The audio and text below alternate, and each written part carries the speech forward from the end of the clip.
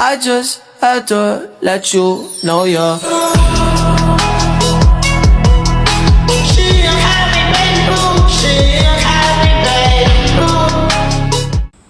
Assalamualaikum warahmatullahi wabarakatuh.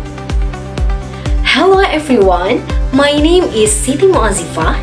Today I would like to present an analysis on the poem The Road Not Taken, written by the American poet Robert Frost.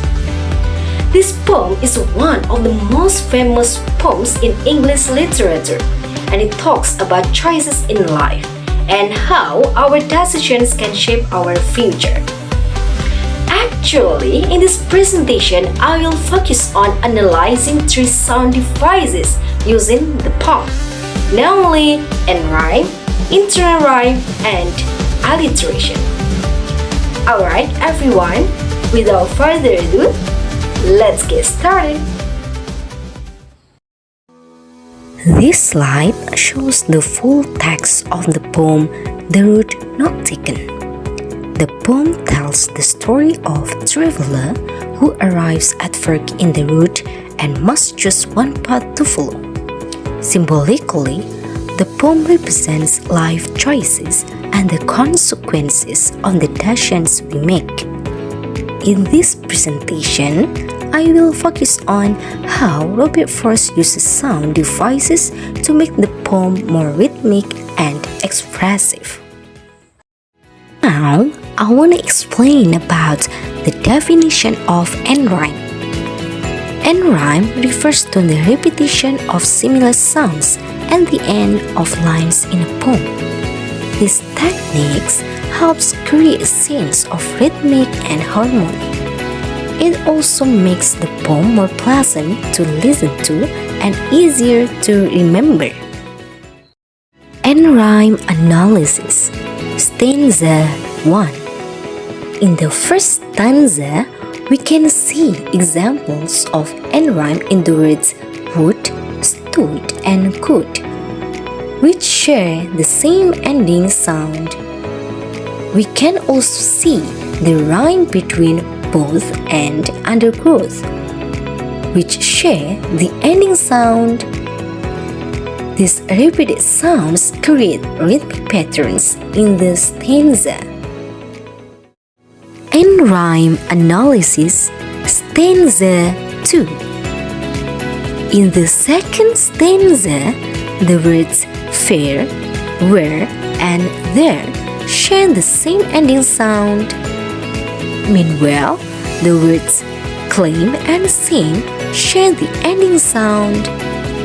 These rhymes contribute to the musical quality of the poem. End-rhyme analysis. Stanza 3. In the third stanza, we find the words lay, day, and way, which share the ending sound. There is also rhyme between black and peg, which share the sound. These patterns maintain the rhythmic structure of the poem. End-rhyme analysis. Stanza 4. In the fourth stanza, the words sigh, I, and buy share the same ending sound. These rhyme patterns give strong and memorable ending to the poem. End-rhyme conclusion. From this analysis, we can conclude that the poem follows rhyme patterns of A, B, A, B in each stanza. This consistent rhyme scheme helps make the poem sound rhythmic and musical. The definition of internal rhyme. Internal rhyme refers to similar sounds that occur within the same line of poetry, usually between two words in the middle of line. Unlike end-rhyme, which appears at the end of lines, internal rhyme appears inside the line and adds musicality to the poem. Internal internal rhyme analysis. After analyzing the poem, the route not taken, we can conclude that there aren't clear examples of internal rhyme. The poem mainly relies on end rhyme, while internal rhyme isn't a significant feature. The definition of alliteration. Alliteration is the repetition of the same consonant sound at the beginning of nearby words. This technique is commonly used in poetry to create rhythm, emphasize certain words, and make the poem more memorable. Alliteration analysis. One example of alliteration in the poem is the phrase wanted and where. In stanza 2, both words begin with the same consonant sound. This repetition creates rhythmic effect and emphasizes the phrase. Another example appears in the phrase first and for. In stanza 3, both words start with the same consonant sound.